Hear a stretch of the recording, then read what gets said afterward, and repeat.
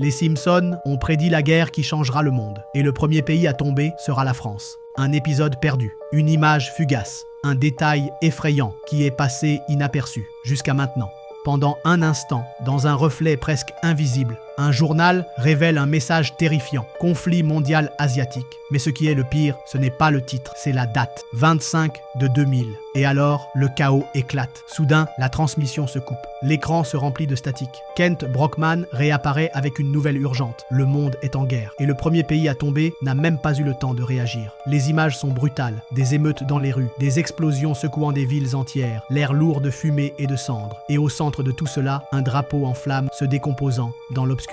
Mais ce n'est pas la fin, c'est la première pièce du domino. Lisa, terrifiée, trouve un vieux livre avec un avertissement impossible à ignorer. La Grande Guerre commencera par un affrontement brutal entre deux puissances. Et le premier pays à tomber sera celui qui se croyait intouchable. Et alors, tout prend sens. Dans une autre scène, Homer regarde la télévision en silence complet. Une carte du monde en feu apparaît à l'écran. L'Europe est marquée de feu. Et au centre du désastre, un pays qu'on n'aurait jamais imaginé être le premier à tomber. Aujourd'hui, avec les tensions qui montent et un monde au bord de l'inconnu, est-ce juste une coïncidence? Ou les Simpsons tentaient-ils de nous avertir de quelque chose d'inévitable? Si tu penses que cette prédiction est plus proche que jamais de se réaliser, ne détourne pas le regard.